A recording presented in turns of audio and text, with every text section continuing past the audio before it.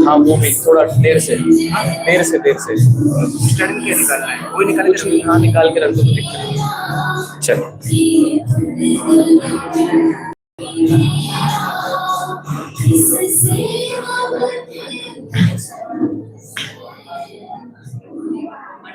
चलिए प्रारंभ करते हैं। आवाज आ रही है सभी को? जी, हाथ जोड़ ले वे।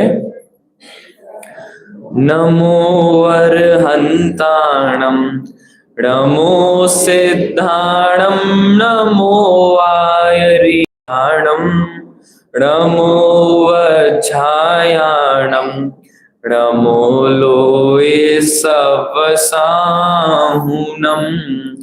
मोक्षमार्गस्य नेतारं भेत्तारं कर्म भूभ्रतां ज्ञातारं विश्वतत्त्वानां वन्दे तद्गुणलब्धये अरिहंत सिद्धाचार्य पाठक साधु है परमेष्टिपण सब आत्मा की अवस्थाएं आत्मा ही है शरण आत्म के अहित विषय कषाय इनमें मेरी परिणति न जाए मैं रहूं आप में आप लीन सो करूं होई जो निज अधीन। ओम नमः सिद्धेभ्य। सभी को सादर जय जिनेन्द्र। 10 लक्षण महापर्व, पर्व नहीं महापर्व। पर्व का शाब्दिक अर्थ होता है किसी की ओर ले जाना, उसकी तरफ लेके जाना। ये जो 10 लक्षण महापर्व है ये हमें धर्म की ओर लेके जाते हैं। और धर्म क्या है? वस्तु स्वभावो धम्मो। इसीलिए ही ये पर्व महापर्व है, क्योंकि 10 लक्षण के आगे हम पर्व की जगह क्या बोलते हैं? सभी महापर्व। जो हमें अपने स्वभाव की ओर धर्म की ओर लेकर जाए वही क्या है? 10 लक्षण धर्म है। अब चूंकि स्वभाव की ओर आना है तो स्वभाव कैसा होगा? यदि स्वभाव की बात करें तो बताइए कैसे कहेंगे? अग्नि का स्वभाव कैसा है? जलाने वाली, या ऐसा कहते हैं क्या जो बुझाती नहीं वो अग्नि है। अच्छा, पानी का स्वभाव कहना है तो क्या कहेंगे? शीतलता। तो ऐसा कह सकते हैं जो शीतलता ना दे वो सब पानी। यानी जो वस्तु का स्वभाव है उसको हम कैसे बोलते हैं? हमेशा सकारात्मक कहते हैं, या कहें पॉजिटिव रूप में हम वस्तु का धर्म कहते हैं। जैसे आत्मा के जब भी स्वभाव की बात आती है तब हमारे मुंह से क्या निकलता है? ज्ञान स्वभावी आत्मा। या ऐसा कहा जिसमें अज्ञान नहीं वो आत्मा। जब भी स्वभाव की बात आती है तब वो कैसे आती है? हमेशा सकारात्मक, या कहें हमेशा पॉजिटिव, है ना। तो जब अब धर्म के स्वभाव की बात कर रहे हैं और आज उत्तम आर्जव धर्म है, तो उत्तम आर्जव को हम ऐसे क्यों कह रहे हैं? माया कषाय जहां नहीं है वहां पर उत्तम आर्जव है। कनेक्ट हुआ आपको? हम ऐसे क्यों कह रहे हैं? जहां क्रोध कषाय नहीं है वहां उत्तम क्षमा है। जब अभी हमने सिद्ध किया कि धर्म स्वभाव कैसा होता है? हमेशा सकारात्मक। अच्छा, एक शब्द में कहे कैसा होता है? हमेशा पॉजिटिव होता है। एक बार सब कहेंगे धर्म हमेशा कैसा होता है? पॉजिटिव। यानी कभी निषेध रूप नहीं होता। तो धर्म क्यों निषेध रूप हो? 10 लक्षण क्यों निषेध रूप हो? अब क्या हम जैनी तो थोड़े से बदनाम ही इसलिए हैं कि सब छुड़वा देते हैं। कोई बच्चा, छोटा बच्चा धर्म में लगे, बेटा आलू छोड़ दो, रात को नहीं खाना, बाहर का नहीं खाना, बिना मंदिर जाए कुछ नहीं खाना। ऐसे लोग जगत में बात करते हैं कि जैनी तो सब कुछ छुड़वा देते हैं, सबका निषेध कर देते हैं। परंतु जैनियों के धर्म नेगेटिव नहीं है। जैनियों के धर्म कैसे है? पॉजिटिव। तो मायाचार नहीं करना ये उत्तम आर्जव धर्म नहीं है, अपितु जब उत्तम आर्जव धर्म प्रकट होगा तब मायाचार नहीं रहेगा। ये सरल स्वभाव है बहुत ज्यादा, क्योंकि मेहनत यदि करनी है तो मायाचार करने में करनी पड़ती है, और यदि सरल रहना है तो कितनी मेहनत। अब किसी को बिल्कुल सरल स्वभावी रहना है और दूसरी तरफ किसी को 1 करोड़ की मायाचारी करनी है, 1 करोड़ का छल कपट करना है, तो बताओ कौन ज्यादा विकल्प रहित है? सरल स्वभावी। कौन ज्यादा आपदा में पड़ सकता है कभी? कपट करने वाला। अच्छा, सबसे ज्यादा मेहनत कौन कर रहा है इस समय फिर? कपट करने वाला। 10 साल पुराना भूत अभी के वर्तमान में क्या परिस्थिति है, आगे क्या क्या नहीं हो सकता, सबकी प्लानिंग कर रहा है वो। कौन? जिसको क्या करना है? मायाचार करना है। जब इतने विकल्प हो जाएंगे तो मैं शुद्ध आत्मा हूं, ये विकल्प आएगा कैसे? अब ये तो हमारे मन की असमर्थता है कि एक बार में कोई एक ही काम हम कर सकते हैं, एक बार में कोई एक ही चीज सोच सकते हैं। तो यदि हमारा मन, यदि हमारा ज्ञान इधर उधर की मायाचार में लग जाए, इधर उधर के काम में लग जाए, तो बताओ जो गुरुदेव ने कहा उसका चिंतन हम कम करेंगे। इसलिए इस बात को समझाने के लिए उत्तम आर्जव धर्म को नेगेटिव से पॉजिटिव की ओर लेकर आना है। मायाचार को नहीं करना इस रूप में हम समझेंगे, पर वास्तव में धर्म क्या है? उत्तम आर्जव जब होगा तब मायाचार अपने आप चली जाएगी। सारे ही धर्मों में ये बात कॉमन है। उत्तम क्षमा प्रकट होगी तब अपने आप कौन सी कषाय चली जाएगी। और यदि आज विधान में थे तो अर्घ में भी हमने चढ़ाते हुए देख लिया था, उत्तम मार्दव धर्मांगाय क्रोध कषाय विनाशनाय चंदनम निर्वामति स्वाहा। उत्तम मार्दव धर्मांगाय कौन सी कषाय? मान कषाय विनाशनाय अक्षतम निर्वामति स्वाहा। उसके बाद भी चारों कषाय की बात है, और चौथे कषाय की बात पता है क्या है? मोह अंधकार विनाशनाय, फिर मिथ्यात्व कर्म विनाशनाय, विभाव परिणति विनाशनाय। इससे ये समझिए ये जो चारों ही कषाय का अभाव है ना, ये अलग अलग नहीं है कोई। यदि विभाजन करना है ना कषायों का, सबसे बेस्ट विभाजन है अनंतानुबंधी, अप्रत्याख्यान, प्रत्याख्यान और स्वंजलन। क्योंकि जब अनंतानुबंधी या इनमें से कोई भी जाती है तब ये क्रोध मान माया लोभ अपने आप चली जाती है सारी। ऐसा नहीं होगा कि प्रतिमा की तरह पहला धर्म कर लेते हैं, दूसरा थोड़ा मुश्किल है, मान नहीं जा रहा, तीसरा तो बहुत ही मुश्किल है।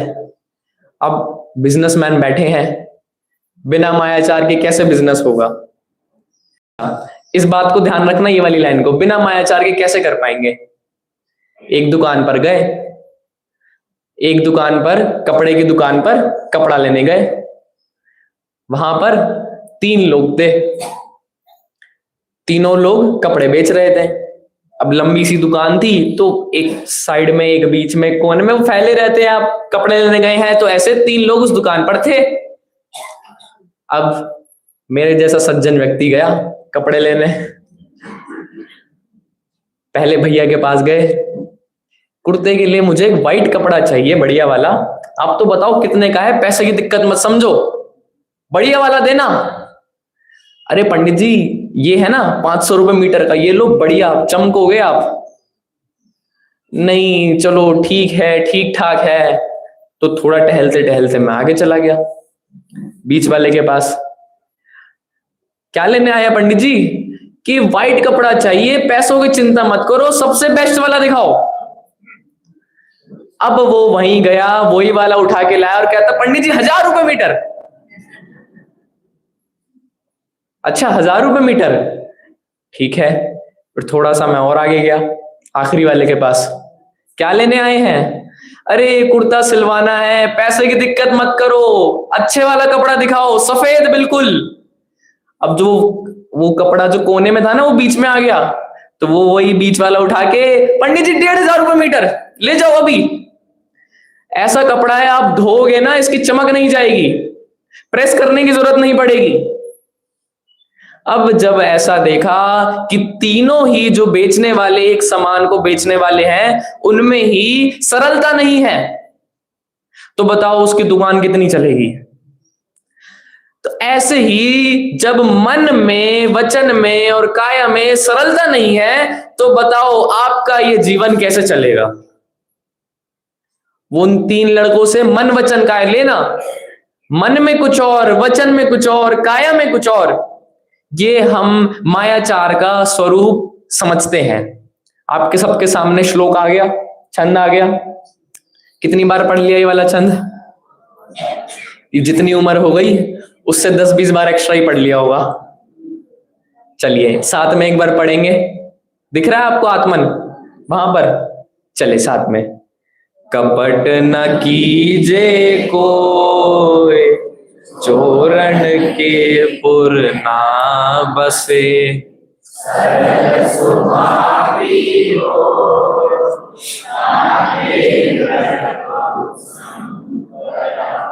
उत्तम आर्जव रीति बखानी, रंचक दगा बहुत दुख दानी।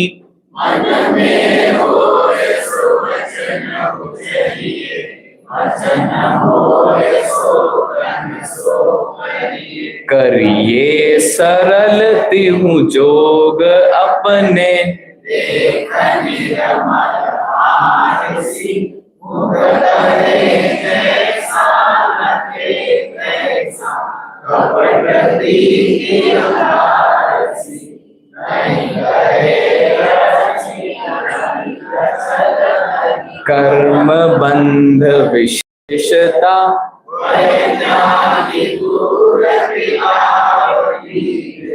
आपदा नहीं देखता।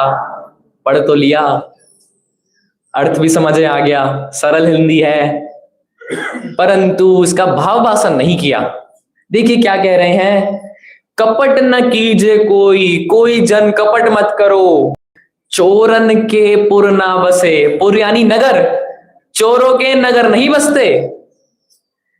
सरल स्वभावी होए, ताके घर अल्प संपदा, ताके घर बिल्कुल भी संपदा नहीं। कितनी संपदा? यानी कपट करने से यदि नगर बसाना चाहते हो तो हो सकता है दिख जाए थोड़ा बहुत आता हुआ, पर स्थायी नहीं है। और जो सरल स्वभावी है उनके क्या कह रहे हैं, ताके घर, और देखिए उत्तम आर्जव रीति बखानी, रंचक दगा नहीं दाग बहुत दुखदानी।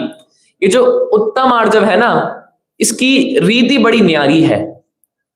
ये अगर थोड़ी भी हो ना, थोड़ी भी रंचक, तो थोड़ा दाग भी बहुत बुरा है। कि नई गाड़ी ली है, लेने जा रहे हैं, अभी अभी 1 करोड़ की नई गाड़ी बुक करी है और आज बस शोरूम से लेने जा रहे हैं। और लेने गए तो लेने से पहले चेकिंग होती है पूरी, आप तसल्ली कर लो अपनी। अब नई गाड़ी में हल्का सा, बहुत हल्का सा, इतना सा डेंट है, पेंट उतरा हुआ हल्का सा। 1 करोड़ की गाड़ी है, बड़ी मेहनत से, खून पसीने से आपने वो खरीदी, और दाग कितना सा उसमें,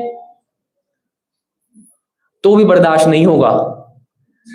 वैसे ही हमारे स्वभाव में, हमारे धर्म में यदि रंचक दाग भी है तो वो भी कैसा है, बहुत दुख देने वाला। अब इसको थोड़ा कनेक्ट कीजिए सुबह के प्रवचन से, विपिन जी भाई साहब के। अणु मात्र भी राग कैसा है, दुखदाई। ऐसा लगता है राग कम हुआ, ऐसा लगता है मायाचारी छोटी सी करी, परंतु वो अंदर ही अंदर अनंतानुबंधी है, अनंत पदार्थ से राग कराने वाली है। और देखिए अब यहां पे स्वभाव बता रहे हैं कि मायाचार कैसा होता है। मायाचार के विपरीत भाव वह कैसा है। मन में होए सो वचन उचरिए, जो मन में है वही वचन में कह दो। वचन होए सो, जो वचन में है वो तन से कह दो। कितना सरल है।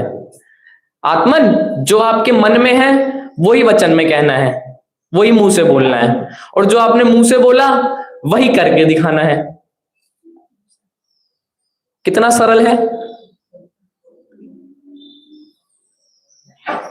नहीं है, क्योंकि हमारा मन इतना कुटिल है, हमारे मन में ना जाने कितनी कुटिलता बनी है कि बताओ अगर मन की बात भाई साहब वचन में आ जाए तो क्या हो जाए।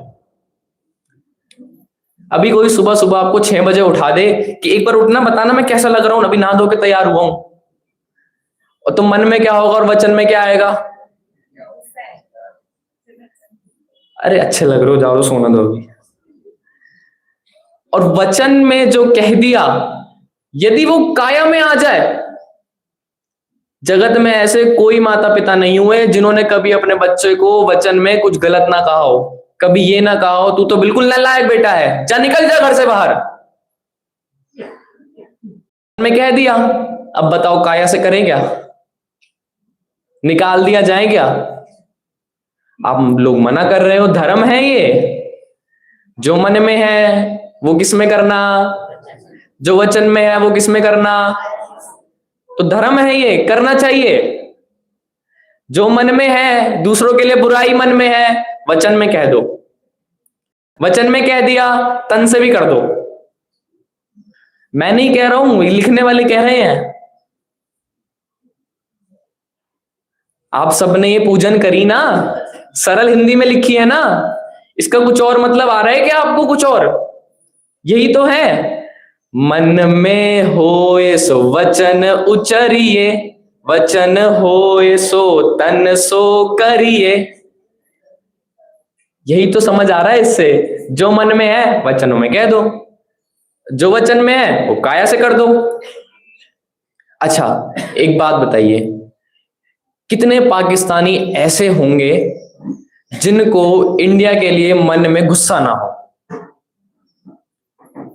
सारे ही होंगे।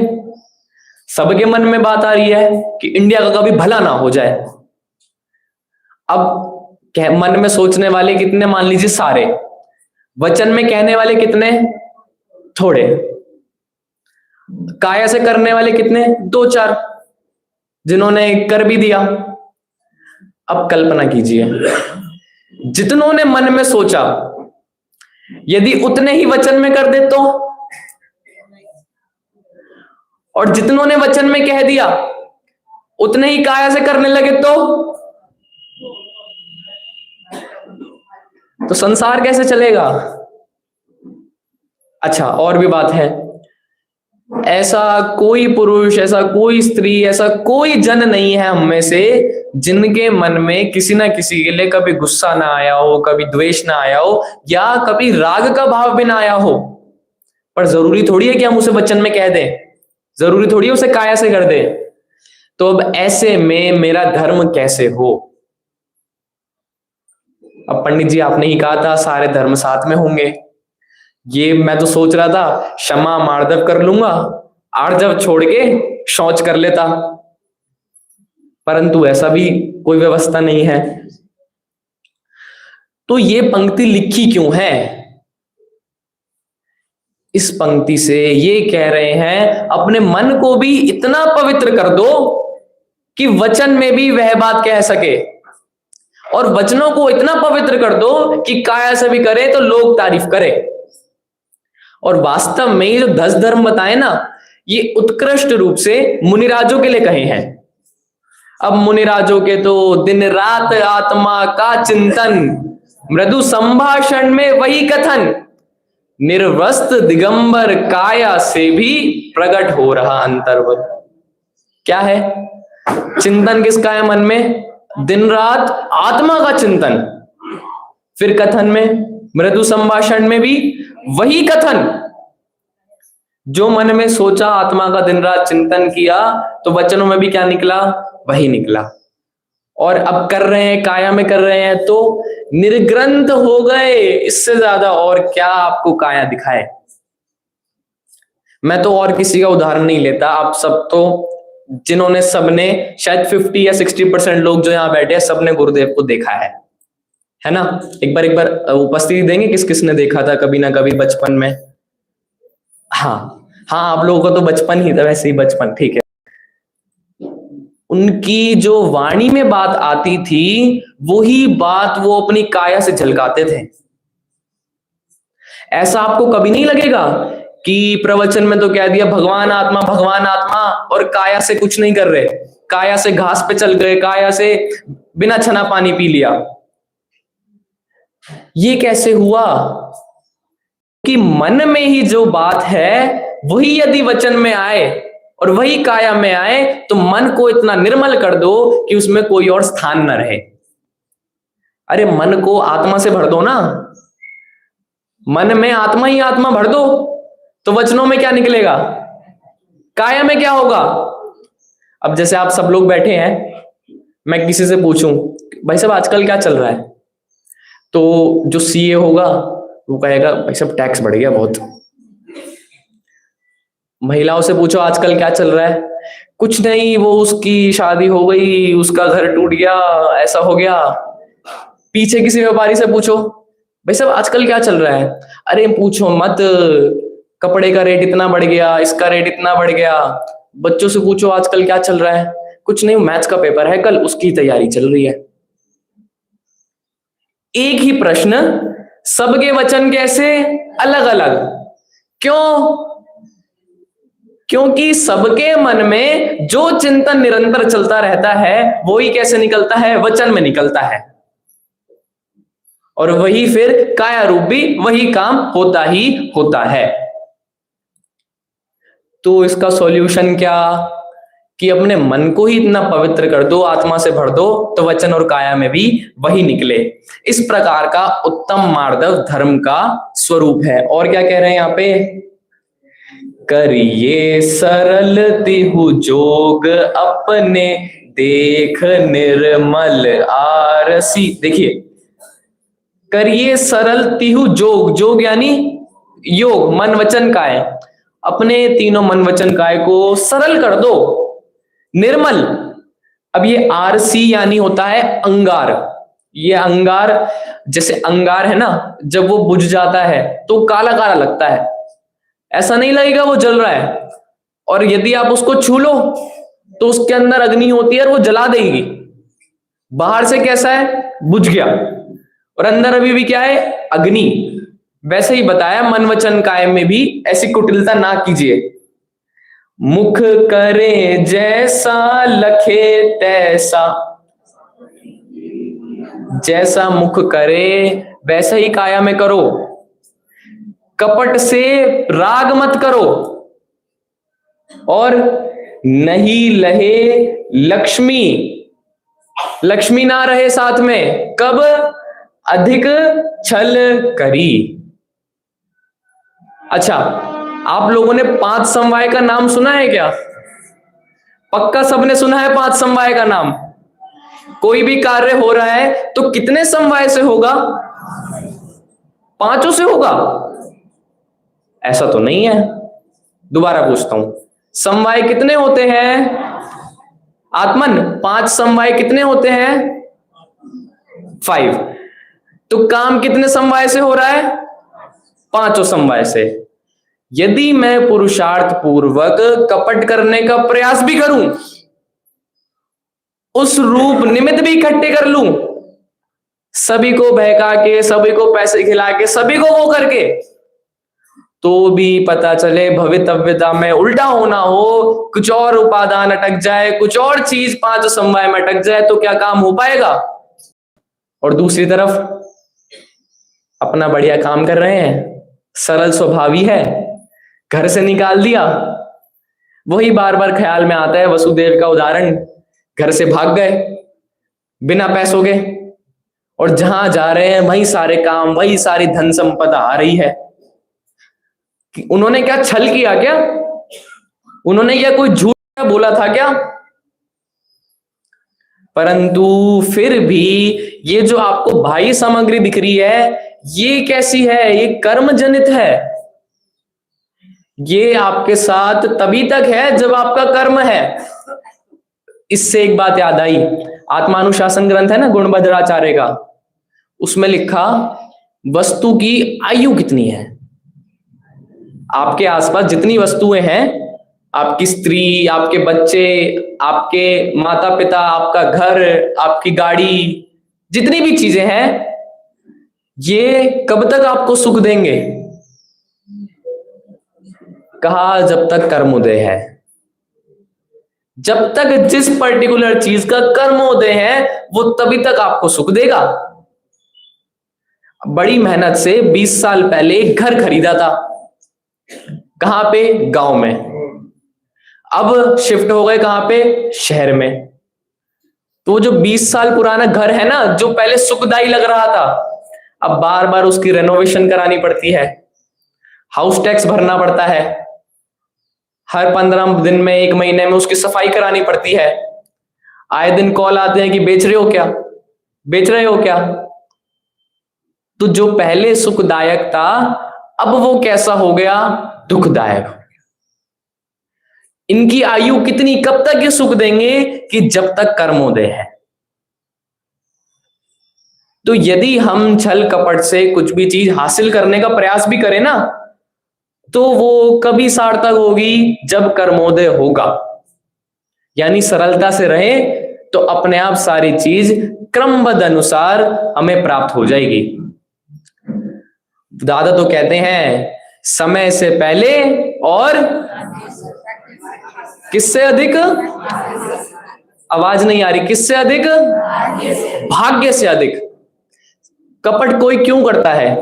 या तो समय से पहले चाहिए या फिर भाग्य से। या तो कोई चीज आपको साल भर बाद प्रमोशन होना था, तो थोड़ा कपट वपट करके अभी फटाफट करा लो समय से पहले। या भाग्य में कम चीज है, यानी मिलनी कुछ कम चीज है, चाहिए ज्यादा, तो कपट करता है। परंतु ये क्रमबद्ध पर्याय, ये क्रम नियमित पर्याय कहती है समय से पहले और भाग्य से अधिक ना तो किसी को मिला है, ना कभी मिल पाएगा।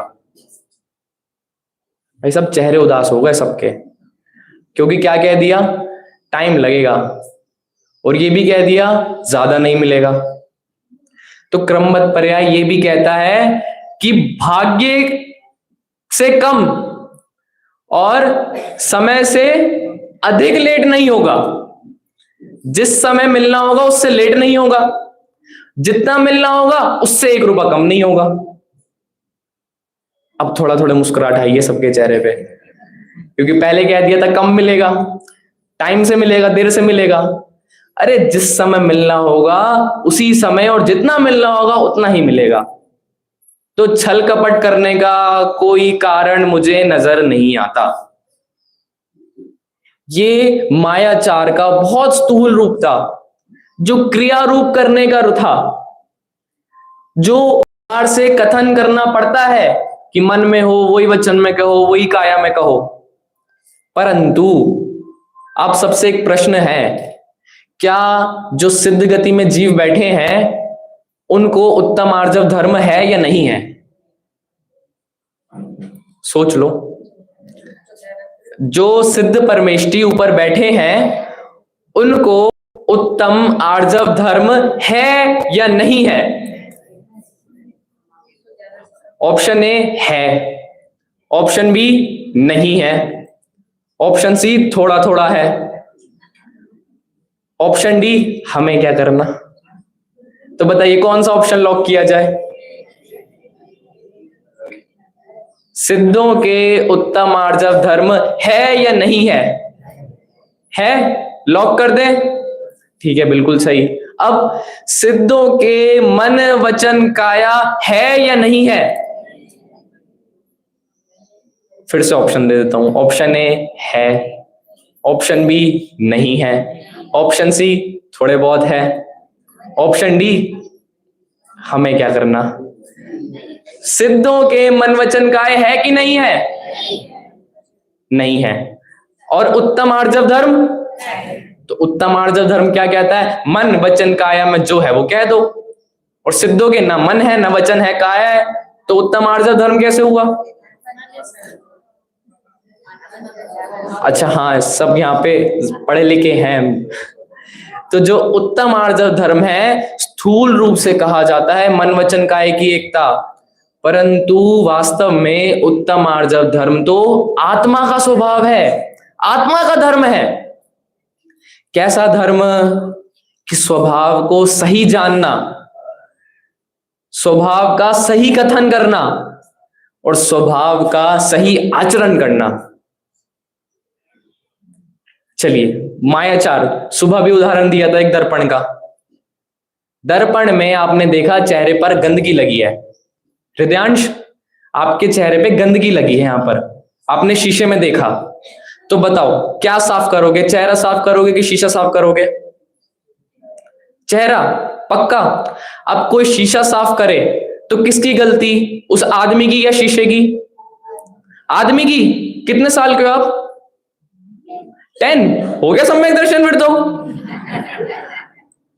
यही तो उत्तम आर्जव धर्म है, जहां जैसा जिसका जो स्वभाव है वहां उसको वैसा ही जानना, वैसा ही कथन करना, वैसा ही आचरण करना ही तो उत्तम आर्जव धर्म है। चलिए, अब ये यहाँ पे मुझे डायबिटीज के पेशेंट बहुत मिले हैं आज। चीनी से थोड़ी समस्या है, थोड़ी क्या पूरी समस्या है चीनी से। अब चाय भी पीनी है, दूध भी पीना है, और बिना चीनी के पिया भी नहीं जाता। ठीक है, अब चीनी डाली दूध में और मन में सोच रहे बस ये दूध फीका हो जाए, दूध मीठा ना हो आज। वचन में भी कह रहे हैं हे भगवान इस दूध को मीठा मत होने देना, और काया से वो चीनी मिला रहे हैं। बताओ 3 काल में वो दूध कब फीका हो जाएगा? कैसी बात कर रहे हो? मेरे मन में पूरा श्रद्धान है कि दूध फीका होगा, मन में पूरा श्रद्धान लेके बैठा हूं, वचन में भी कह रहा हूं कि दूध फीका हो जाए, पर काया से क्या मिला रहा हूं? चलो उल्टा लेते हैं।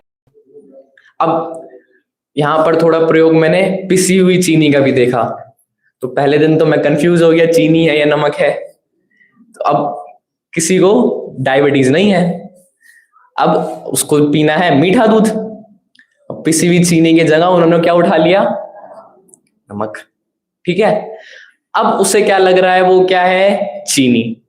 मन में क्या है कि ये तो चीनी है, दूध मीठा करना है। वचन में हे प्रभु मेरा दूध मीठा हो जाए, और काया में उसको लग रहा है वो वही काम कर रहा है, मीठा कर रहा है दूध। तो बताओ 3 काल में कब दूध मीठा हो जाएगा? कैसी बात करते हो आप? पहले वाले का दूध फीका नहीं होगा, दूसरे वाले का दूध मीठा नहीं होगा। एक चीज पे तो आओ कि जरूरी नहीं है मन वचन काय की एकता से भी काम हो। जब तक सही वस्तु को मन में वचन में काय में नहीं कहोगे तब तक भी काम नहीं होगा। अब मन में अपने भगवान का स्वरूप ही गलत समझ लिया, वचन में उसी को गलत कह दिया, और काया में उसी से गलत आचरण कर दिया, तो बताओ कब मोक्ष चले जाओगे?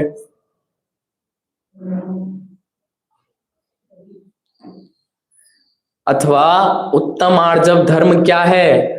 वस्तु का सही स्वभाव समझना। बिना सही स्वभाव समझे ना तो मन में आएगा ना वचन में आएगा, और काया तो भूल जाओ। अभी अप्रैल के महीने में मैं सुमत प्रकाश जी के साथ था, लगभग पूरा महीना मैं उनके साथ पोन्नूर में तमिलनाडु में था। तो मैं एक प्रश्न ही लेकर गया था उनके पास, सिर्फ एक प्रश्न, कि पंडित जी एक ही प्रश्न है मेरा जीवन में, उसका समाधान कर दो बस। क्या था मेरा प्रश्न? सच्ची घटना बिल्कुल, कि मुझे डर लगता है, मुझे कहीं मेरा हाल द्रव्यलिंगी जैसा ना हो जाए। क्या गलती है बेचारे द्रव्यलिंगी की? निरतिचार पालन कर रहा है, सही धर्म समझ रखा है, सच्चे देव गुरु शास्त्र को बात सुनकर उसी रूप आचरण कर रहा है बेचारा।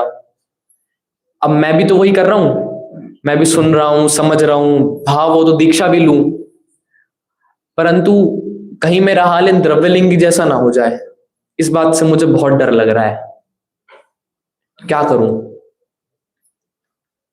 तो उन्होंने कहा, वो मायाचारी है, तू माया मत करियो। कैसी माया? कि काया से तो तुम लोगों ने, हम सब ने करके दिखा दिया कि मैं धार्मिक हूं, वचनों में भी कह दिया कि मैं सच्चे देवशास्त्र गुरु का श्रद्धानी हूं, परंतु जो श्रद्धा बैठी है ना, ये जो मन में है, ये अभी भी नहीं मान रहा।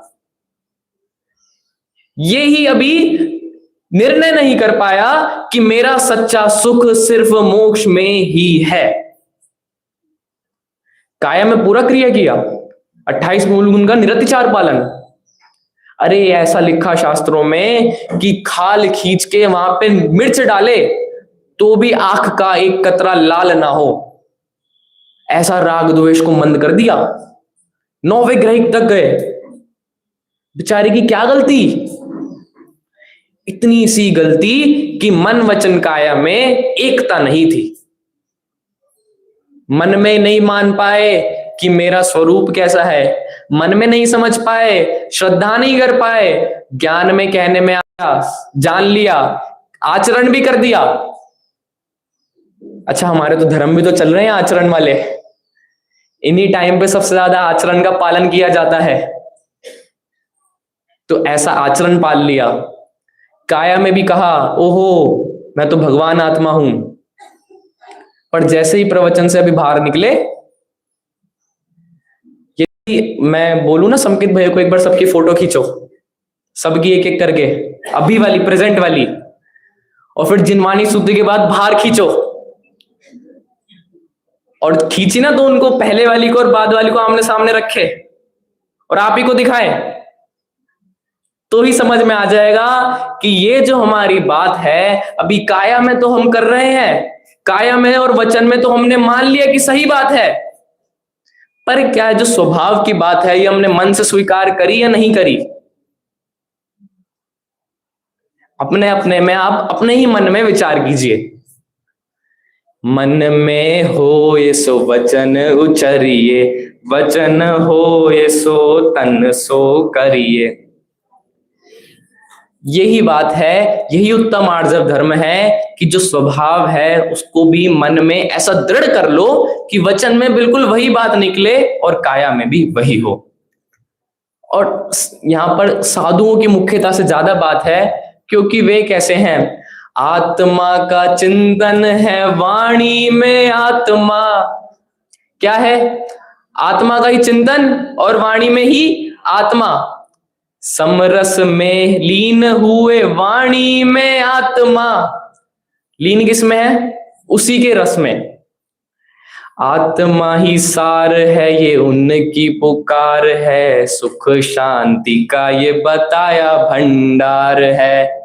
किसको बताया भंडार सुख शांति का? आत्मा को बता दिया, है ना? सुन लिया। अच्छा, एक बार सब कहेंगे, आत्मा ही सुख शांति का भंडार है। दोबारा से, आत्मा ही सुख शांति का भंडार है।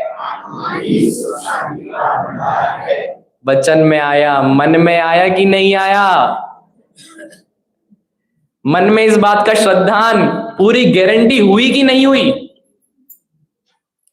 यदि ऐसा मन में, वचन में और काया में एकता हो गई तो बस भव का किनारा बड़ा निकट है, तो कहीं सिद्ध करने की जरूरत नहीं पड़ेगी। और जो वस्तु का स्वभाव है ये तो त्रिकाल सत्य ही है। यदि मैं मायाचार करूं भी तो मैं किसके साथ कर रहा हूं? यदि चीनी को मैंने नमक बता दिया और नमक को मैंने चीनी बता दिया, तो बताओ दोनों का क्या बिगड़ा? दोनों का कुछ बिगड़ा? उनके स्वभाव में कुछ दिक्कत आई? और अपने हमने तो स्वभाव को गलत समझ के अपना संसार ही बढ़ाया है। आज सुबह जब गुरुदेव श्री के प्रवचन हो रहे थे, तब ऐसे ही सहज साधुओं के प्रतिक्रमण आलोचना की बात आ रही थी। तब उन्होंने लिखा कि ये साधुओं ने साक्षात अरिहंत देव को ऊपर से नीचे उतार दिया जिनवानी के लिए। साधुओं ने अरिहंत परमेष्ठी को, सिद्ध परमेष्ठी को साक्षात खींच के नीचे उतार दिया। ऐसे साधुओं के लिए ये बात है मन वचन काय की एकता में, कि ऐसा मन वचन काय की एकता हो, परंतु हमारा उत्तम मार्दव धर्म कैसा हो, उत्तम आर्जव धर्म कैसा हो, वस्तु के सही स्वभाव का निर्णय हम कर ले। अब मायाचार कितना खतरनाक हो सकता है, एक अंतिम उदाहरण से मैं इस बात को विराम करूंगा। एक सेठ जी थे। कौन थे? एक सेठ जी थे। उनके गांव में कोई ना कोई पंडित जी आते रहते थे। कौन आते रहते थे? आत्मन सुन रहे हो? कौन थे? एक सेठ जी थे और कोई ना कोई पंडित जी आते, तो वो मंदिर से उन्हें खींच के अपने भोजन कराने के लिए ले जाते थे। कोई भी आए, कभी भी कोई पंडित जी आए कि बहुत दूर से आए हैं, बिना बताए मत जाना, घर पे आओ, एक बार भोजन करके जरूर जाना। अब सेठ जी तो ले गए, सेठानी परेशान, रोज किसी ना किसी को ले आए, दिन में 2-2 बार आ जाए कोई। कहां से बनाऊं मैं खाना? नौकरानी थोड़ी हूं। अब बेचारे भोले पंडित मेरे जैसे हो गए हुए गांव में। अब सेठ जी पकड़ के ले गए, जाना पड़ा। सेठानी जी ने सोचा आज तो मजा चगाती हूं, आज के बाद नहीं लेके आएंगे फिर किसी को। तो सेठ जी घर ले आए, बढ़िया पानी वानी पिलाया, बिठाया, सेठानी से मिलाया। सेठानी ने कहा रुको अभी बढ़िया दाल बाटी बना के लाती हूं। वो यहाँ पे वो मीठे वाले पराठे को क्या कहते हैं? दाल बाटी कैंसिल। अभी रुको पूरन पोली बना के लाती हूं। मैंने भी पहली बार ही खाया अभी रुको पूरन पोली बना के लाती हूं। जैसे ही किचन में गई, सेठ जी को इशारा करके बुलाया, जरा घी खत्म हो गया, पंडित जी बड़ी दूर से आए, काम करो देसी घी लेके आओ, बिना उसके मजा नहीं आएगा पूरन पोली का। अब सेठ जी हैरान, वैसे तो रोज चिक चिक करती थी, आज अपने ही मन से वाणी में देखो कैसे स्वर निकल के आ रहे हैं। तो सेठ जी अभी 2 मिनट रुको, अभी मैं लेकर आता हूं। जैसे ही सेठ जी बाहर गए, सेठानी आई किसके पास? क्या बोली? अच्छा इस बार आपको पकड़ के लाए क्या? आप हो गया बलि के बकरे? मैं बलि का बकरा? अच्छा आपको नहीं पता क्या सेठ जी को एक बीमारी है? कैसी बीमारी? ये आप डंडा देख रहे हो ना लोहे का, सेठ जी किसी को लेके आते हैं, पहले वैयावृत्ति करेंगे, खाना खिलाएंगे, बहुत सम्मान देंगे, खाना खाने के बाद इस डंडे से दे पिटाई करेंगे और फिर नगर से निकाल देंगे। अब मैं ये सुन के क्या करना चाहिए? मैं वहां से, सेठ जी वापस आए, कहां गए पंडित जी? पंडित जी तो गए। क्यों? ये जो डंडा है ना, ये मांग रहे थे, मैंने मना कर दिया, नहीं मुझे नहीं देना, मेरे ससुराल से आया, मेरे घर से आया दहेज में, मैं क्यों दे दूं? अरे पगली ऐसे मैं और ले आऊंगा, रुक मैं दे के आता हूं। सेठ जी ने उठाया डंडा और नगर में पंडित जी कहां हो? ले लो डंडा ले लो। अब मैंने पीछे देखा, कोई आवाज लगा रहा है, पीछे देखा तो कौन था? सेठ जी के हाथ में क्या था? अब मुझे वही बात याद आई, सेठानी ने कहा था डंडे से क्या होती है? गजब। तो मैं, सेठ जी मेरे, अब कैसे ना तैसे दूर जाके हम मिले। क्यों भाग रहे हो, क्यों भाग रहे हो? तब सारा वृत्तांत समझ आया। अब बताओ डंडे से पिटाई किसकी होगी? इसलिए कहा मन में होए सो वचन उचरिए, वचन होए सो तन सो करिए। अरे मन को ही इतना क्लशित मत बनाओ, मन को इतना कुटिल मत बनाओ कि वाणी में वो काम हो, और वाणी को इतना सहज कर दो कि काया से भी वही काम हो। और वास्तव में तो मायाचार का मेरे पूर्ण ज्ञान स्वरूप में प्रवेश ही नहीं है। मायाचार का कहीं से कहीं तक लेश मात्र भी मेरे आत्मा में नहीं है। इसी बात को हम समझे और व्यवहार रूप से भी इस धर्म को हम निभाए। इसी बात के साथ मैं आज की बात को विराम दूंगा। ओम नमः सिद्धेभ्यः। सभी को सादर जय जिनेन्द्र।